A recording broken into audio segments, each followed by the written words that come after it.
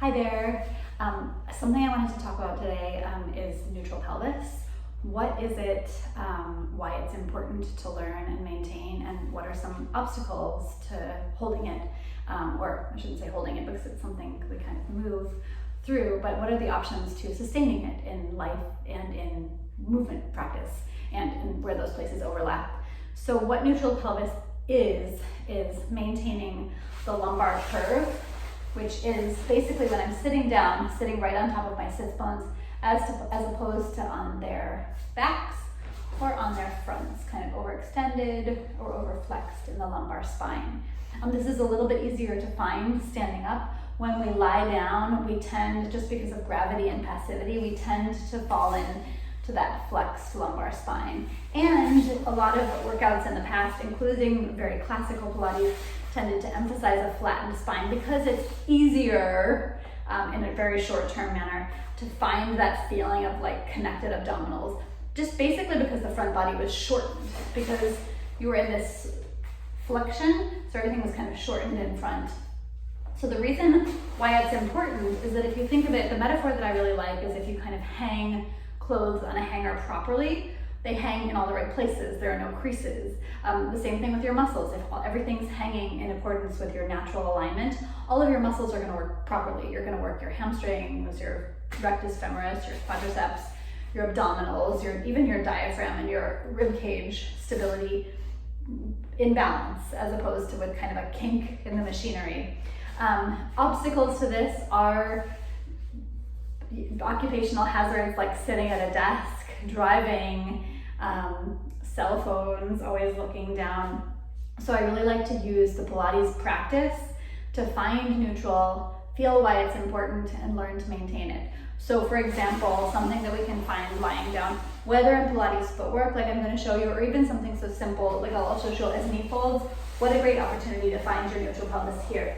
I'm going to extend my legs for just a moment because it's a little bit easier to see how to find neutral pelvis when you're supine, that is lying on your back. So you can take your hands to your pelvis and you're going to make this little tripod shape with the heels of your palms right at the edges of your hip bones and your fingertips reaching towards your pubic bones, and then my thumbs meeting in the middle. So ideally that tripod is perfectly parallel to the ground. And that means there's a slight sense of space through the waist, through the lower back. Like I said, easiest to find when your legs are extended. And now slowly bringing the knee and hip into flexion and feeling like you have to work a little bit to maintain that. And of course, the work here is by corseting the transverse abdominals, by finding the abdominals here. I'm bringing my feet onto the foot bar, which is further flexion at the hip, right on my metatarsals, and slowly pressing long, being really careful to press without losing my neutral spine. So it's all too easy to kind of push kind of with the psoas and even just by sinking the low back into the mat.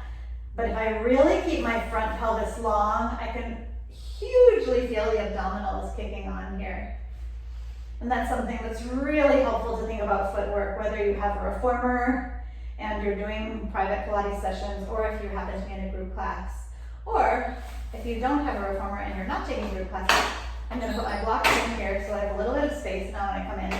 So you can lie on the ground, either with your feet perfectly flat or with your feet up on something. And you're just going to try to maintain that curve here as you lift one leg to tabletop and down, and then the other. So really just maintaining that feel of connecting, the feeling of connected abdominals. It does help to have a little bit of lift at the head like I have here, because that helps my thoracic spine to hang downwards slightly. And we're inhaling to prepare and exhaling to find the abdominals and lift one leg to tabletop. Inhaling to lower and exhale to lift the other leg to tabletop. So as always, we're just super mindful of maintaining that sense of length through the front body and support through the back body. It's definitely something that is easier to find with a great Pilates teacher as your ally, but please feel free to experiment with it at home and let me know down below how it goes.